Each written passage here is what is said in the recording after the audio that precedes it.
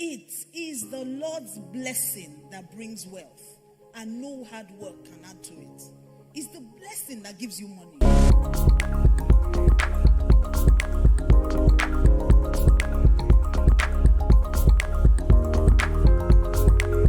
And this is the scripture that gave me the boldness to marry someone who wasn't earning a regular income.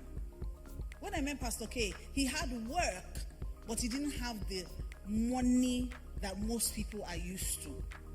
And this is for the single girl out there.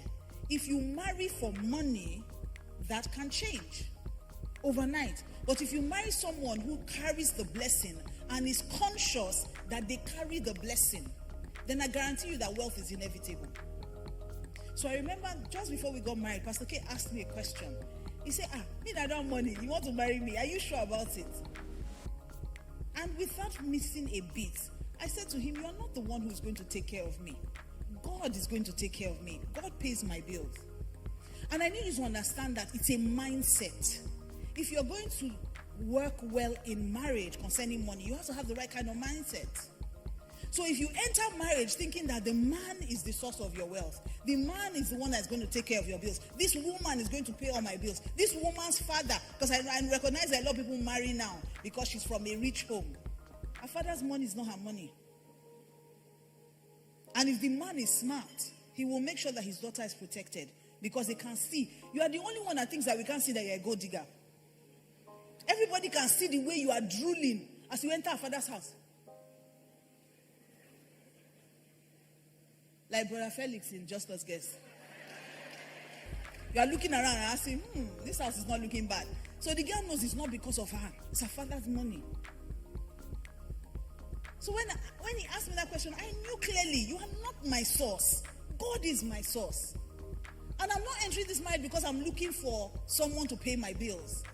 I'm getting into this marriage as a partnership. We both have something to do. We're working together. And please, you must understand that I wasn't raised poor. I've never, ever had a need to use my faith for anything that money could solve. Because growing up, I didn't understand the concept of I'm believing, I'm working. My parents paid my bills. My sister is here. You write a list, your parents give you what's on the list. I never really thought about money. We didn't grow up thinking money.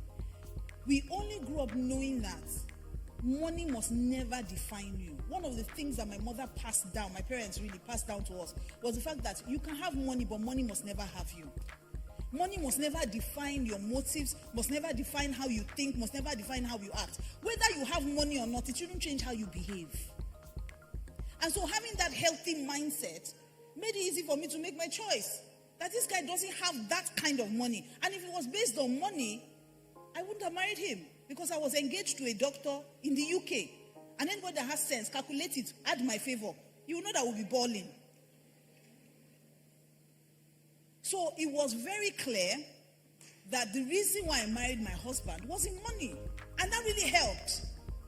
And like he said in first service, one of the things my mother asked me, I think one of the greatest advice my mother has ever given me, because I was sitting down with her in the room for no reason. She just turns to me and says, if this to be, because I was at a crossroad. Pastor K and I were already in a relationship, and my ex was begging me back, saying, let's give it another try. I'm sorry, I don't know what happened, blah, blah, blah. And pastor without salary, doctor in the UK, pound sterling.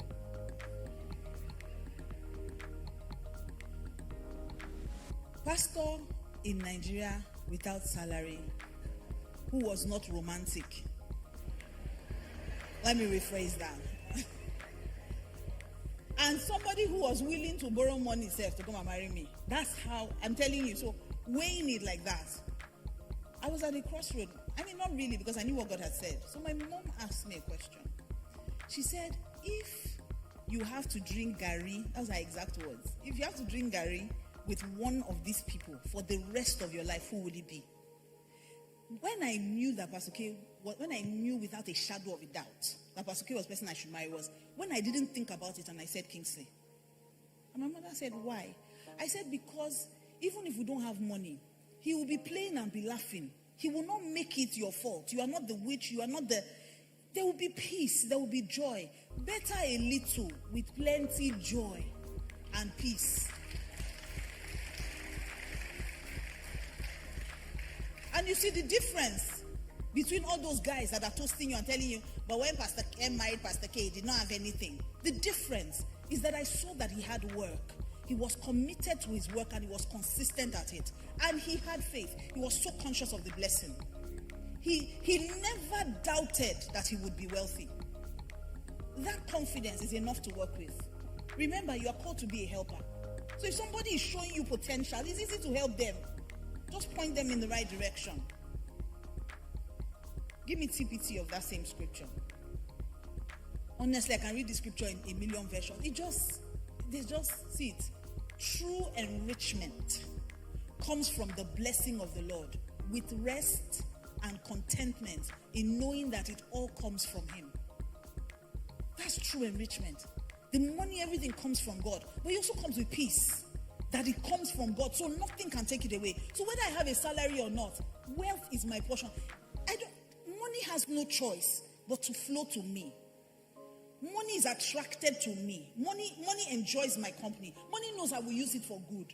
So when it enters a room, it flows directly to me. It looks around and says, Mildred is here. This is where we keep company. And I understand that where I am now is not where I will always be. So even when we didn't have physical cash, it didn't change the fact that I understood that we carry the blessing. And so the blessing makes rich. Men don't make rich. The blessing makes rich. Your salary doesn't make rich. The blessing on your salary makes rich. It is the blessing. So we must be conscious of that. And I find that is important because in marriage, most times, people put the burden of provision and enrichment on the husband. So half the time, women are getting married with the notion that a man is going to take care of me. And what that does is that shuts down your own creative juices and all your possibilities. Because you are thinking that if this man doesn't marry me, then God cannot bless me. So you hear young girls say, I want to marry a rich man. He may be rich now, but with the kind of bad behavior and bad character and evil spirits that you are going into that marriage with, he will lose that money.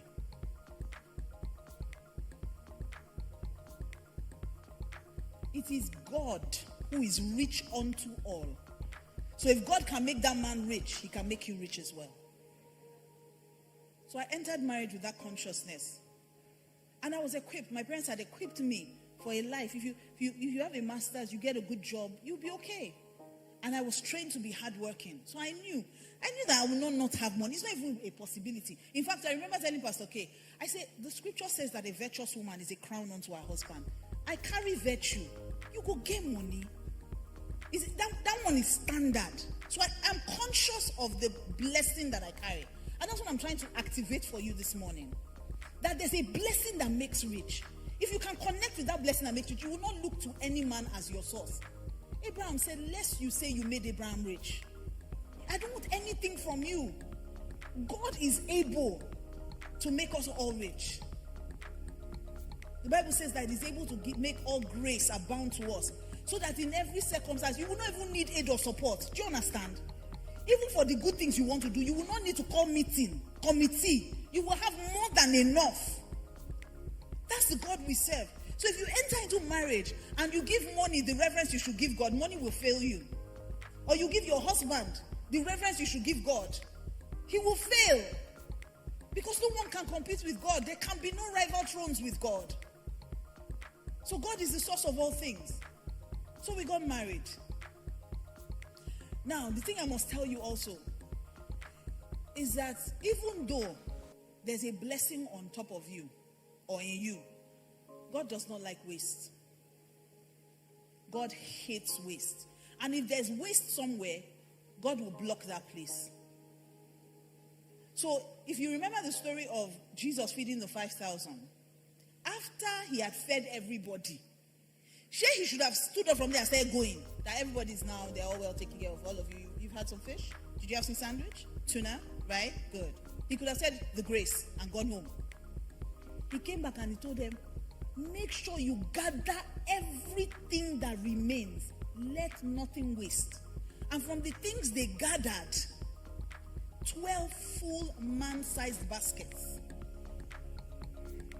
What they were going to waste was 12 full man-sized baskets. Do you understand? That tells me that those little coke you are drinking, the little meat pie you are eating here, the little money, your 20 naira that fell, you did not bend to pick it. All those things, if you put them together, is enough to take care of you for a year. Go and check. I'll give you an assignment today. Write down every time you spend money on things that are not on your budget. It will shock you. If you live outside your budget, it will shock you at how wasteful. And you are wondering why more money is not coming. Because if you are not faithful with the little things, who will trust you with true riches? It's the word. It's simple. You say, oh, it's 120 naira left. Just leave it. Just leave it. Pick your 20 naira, pick your 10 naira. Is that 20 naira and 10 naira that makes 1,000 at the end of the day? So when we got married, I didn't realize at the time that my husband, and everybody has this, my husband had a certain money personality that was different from mine. Everyone has money personalities. You just need to discover what yours is. Especially if you want to be successful in marriage. I'm not going to go into it because we already have a video on YouTube that talks about money mindset, money personality. But you are not watching it because it's not Pastor M and Pastor K. Why are we following them? This why, because I'm not explaining it. You go and look for it now. So I found out that my husband had a certain personality that was different from mine. I'm a money saver. He's a spender. So imagine a saver and a spender getting married. So when we got married, in fact, my first shocker was when we were checking out the hall that we wanted to use for our wedding. We got to the hall. We were putting money together. Of course, I understood that this was going to be a joint assignment, our wedding. He didn't have all the money in the world. So we were going to do this together.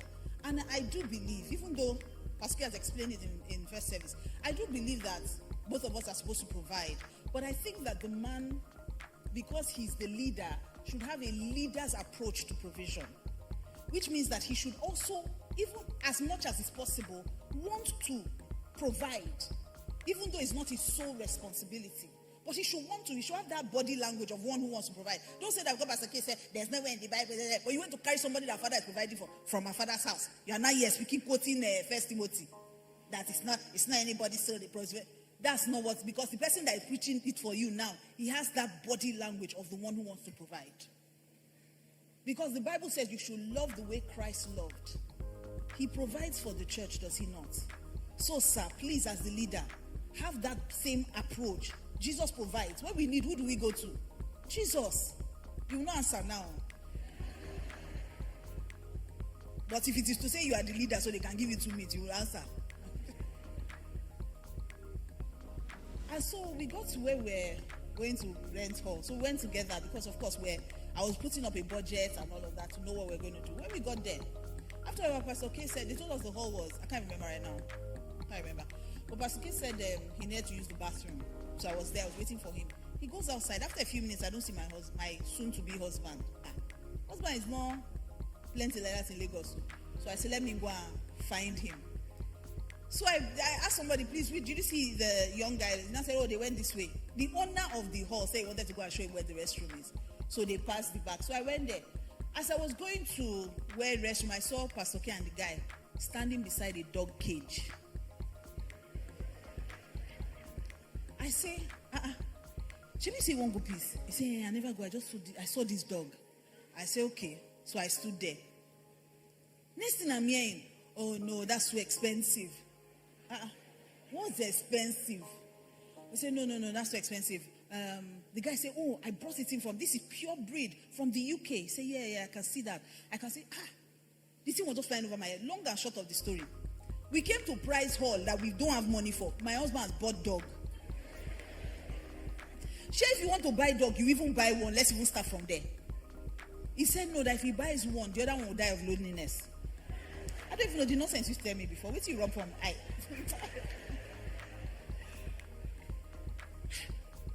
So, honestly, at that time, I don't know why, but I didn't think much of it. To be honest, I didn't think much of it. And so we got married. After we got married, first thing that landed were those 2 dogs. And they were the most destructive creatures I've ever met. Tore my chairs, went out when they came back, tore all my chairs. Another day, I managed to believe God for money, cook soup. We went out. By the time I came back, the dogs had snuck in through the back door, climbed my cooker, pushed off the cover of the pot, licked the whole pot of soup clean, covered it back, and gone outside and stayed in their cage.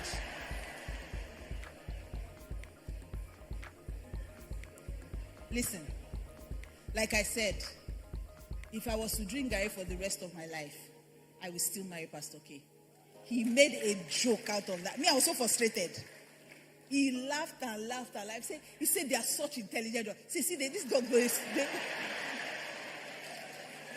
He said the dogs can even do spy movies. See, they entered, climbed, do everything. In fact, at first I thought it was a human being. If not that there was nobody at home and the whole doors were locked. I didn't know if it's a human being. Human being can't clean out the whole pot. They cleaned it out, covered the pot back, and stuck back outside into their cage. Pascal laughed it off. We didn't eat anything that day, and it was fine. We laughed, we slept. But then, I now realized that soon became a trend in our marriage.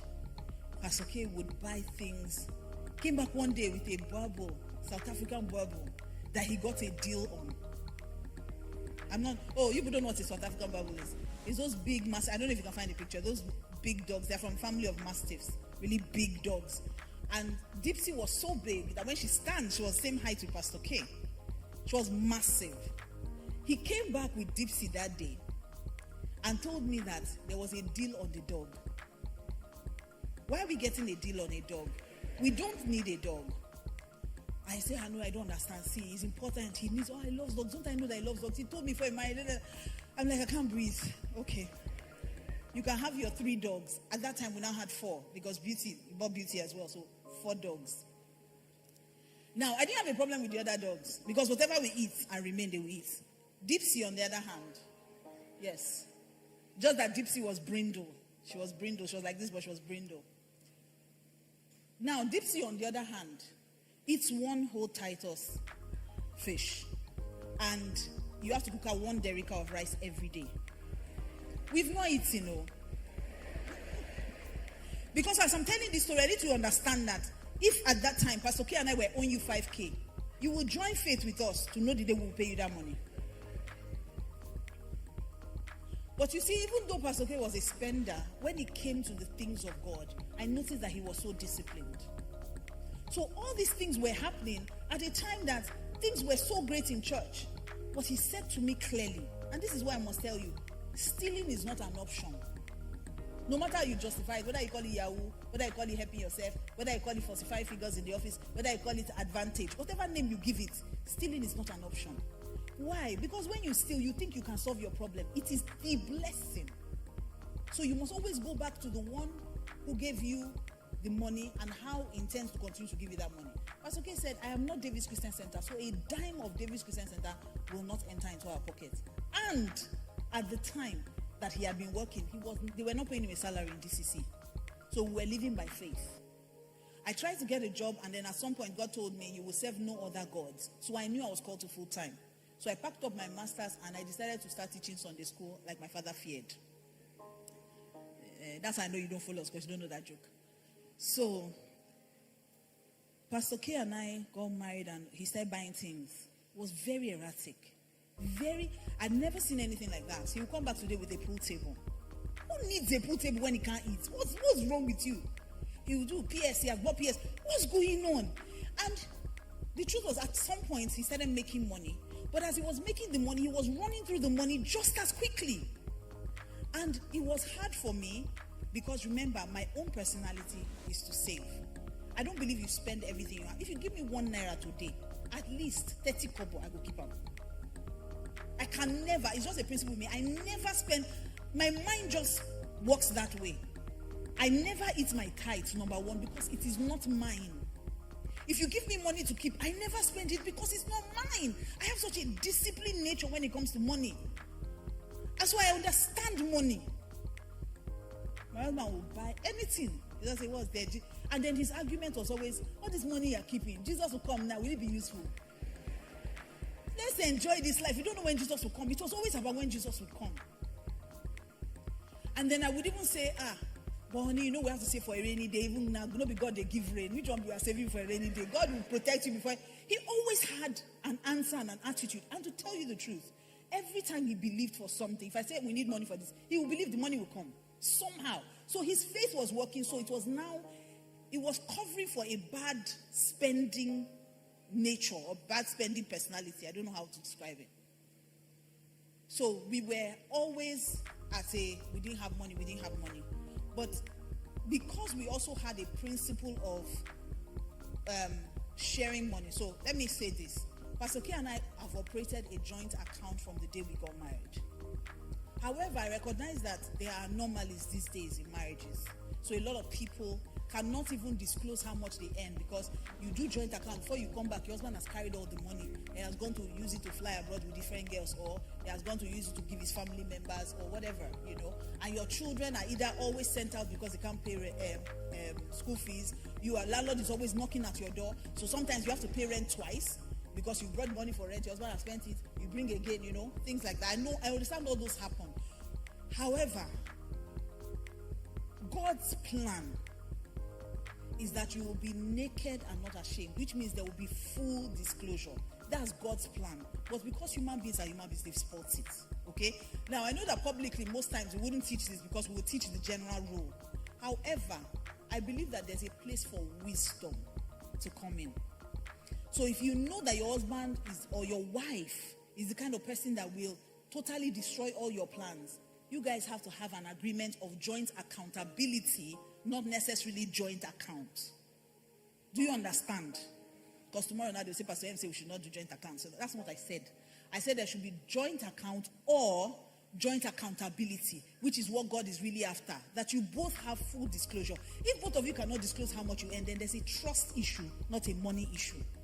There's a fundamental marriage issue, not a money issue. So Pastor K and I used to operate a joint. We still do till tomorrow. We operate a joint account. However, anytime we want to maybe do something, we would also have allowances. So maybe you say, oh, this is, you need money for your upkeep. This is yours. This is mine. And we operate it based on a budget. So this is yours. This is mine. At some point, when he still was very young in the Lord and the things of God, he used to give me almost twice what he used to collect. But now, they don't treat me like that again. Since we are now mates, I'm not your equal, sir. So the money he would take, before I blink, Pastor K has finished his money. But me, I was saving. Because what am I buying? I'm not materialistic. I don't want shoe. I don't want bag. I don't want phone. My phone, I don't want my phone. If you see brand new phone, is that somebody dash me? Or Pastor K just thinks it's time to change my phone? I've never bought phone with my money. The things I want in life are so simple. And most of them are not even money based. You buy a car to park outside for you. The last car Pastor K bought, I don't think I've ever pressed on safe in that car. In fact, a lot of people don't even know I can drive. Because I don't go anywhere. If it's not church, I'm in my house. And if I'm coming to church, I'm coming with Pastor K. So somebody's driving us. Do you understand? So you come now and say, which car should I buy for you? You're wasting your money, sir. Just give me the money. Let me go and invest it. Let it be giving birth. So I always had money. But it was a concern for me that my husband didn't. He never seemed to have money. And so sometimes he would say, oh, honey, I need money for something. Or, I was supposed to pay for this thing. But I need like 200K more. I'll say, okay, I'll give you. So you have 200K. How do you have 200K? I say, I have. He said, there's money in this whole house like this. Yes. Say, hey. He will do it again. Another time he asked me for money. I need this. How much? Then he started upping it small. The money I need now, plenty. I said, how much? I said, I need like 1 million. I said, I get to, I will give you. So you have 1 million naira. I said, this girl, I'm afraid of you. And all this while, the reason why I was doing that was because, first of all, not that I'm better than him, but you must understand that was my own money personality. I'm a saver.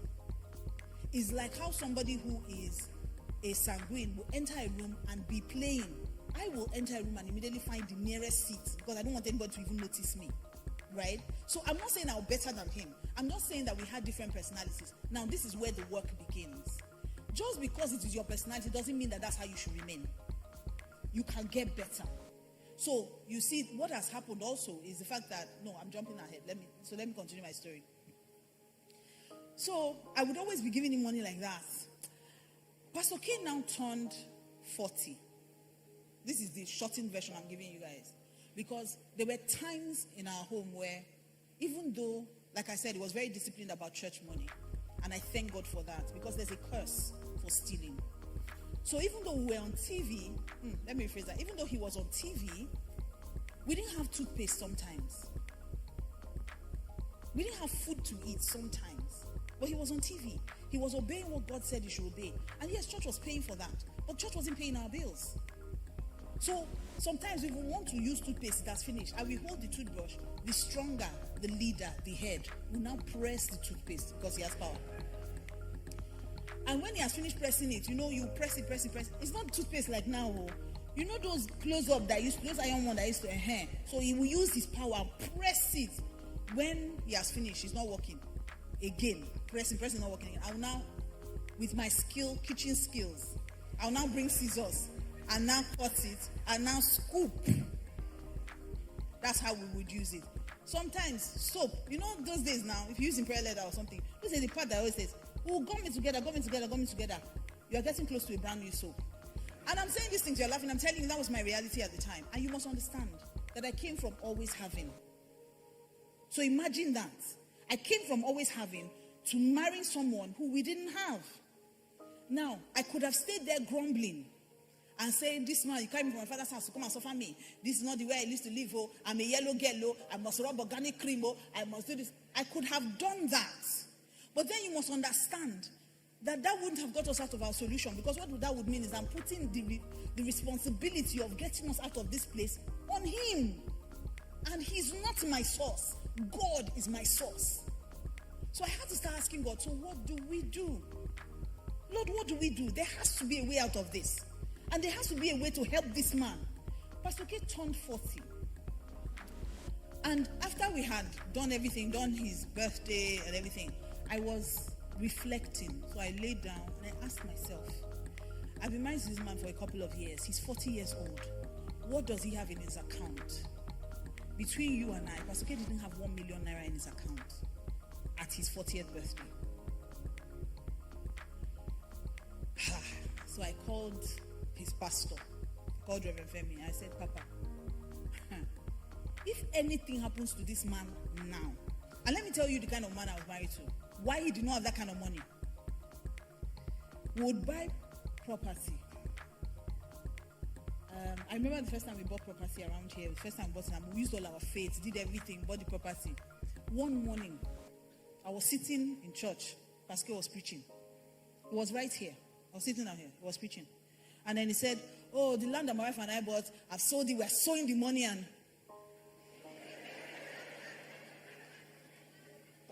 so I first asked, who is his wife? Because when I left the house, we discussed of how we're going to build the land, and we had discussed. So I don't understand. So Pastor was kind of person that would sow money, we wouldn't have a pre-conversation. And he knew that would not affect me, because he understood I understood spiritual principles. Because if God is your source and God is a spirit, you must operate with the same principles he gave you. So tithing, giving, sowing was not an issue. Now, I'm not saying you shouldn't discuss it though, because some people, you now come and try that. The way you reach of your wife, the way your wife will jack you. He knew I would not jack him. That's why I can do that kind of stuff. And because we also had a background. So, the story is plenty. I don't even know where to, and I feel like I'm all over the place. But just follow me. And so, he didn't have any, when I mean we didn't have money, we didn't have anything. So I spoke to Rev about it, and he said, no, Pastor K needs to start saving. I said, so how do we have that conversation with him? He said, you pray, I pray. We'll talk about it. So I prayed about it. And God told me something. He said, it was from this scripture that says that whatever you want someone to do to you, do unto them. But the translation I read says, whatever you want people to do to you, take the initiative. I think Message translation, Matthew 7. It says, take the initiative and do it for them. And so, I now said, okay, I want him to start saving. But he's spending, what do I do? And one of the things Pastor K had always accused me of is that I never spend. You say, you don't even spend anything. Buy something. Buy, be happy. And I said, okay. So the Holy Spirit said to me, he has no issues with you taking money. What you use the money for is now up to you. So I started taking money. So anytime Pastor K takes money, I'll take money. But I'll save it for him. So I open an account, I'll save it for him. You take money, I'll take money, I'll save it. You take money, and I was doing it consistently because he was taking money every week, I was taking money every week. So one day, he now stopped and asked me a question. He said, no, it wasn't me he asked. He asked our accountant, called her and said, why is Pastor M taking money every week? She said, I don't know, sir, maybe you need to ask her. The girl just threw me under the bus. I will not call her name because if not, people will meet outside and maybe tell later. But she threw me under the bus and said, I don't know, maybe you need to ask her, sir. So Pastor K calls me and says, Naoni, what's this money you are taking? I said, which money? He said, the money you are taking. I said, it's the way you are taking money, I'm taking money. He said, what are you doing with it? Because I know you don't buy anything, you don't know, what are you doing with this money?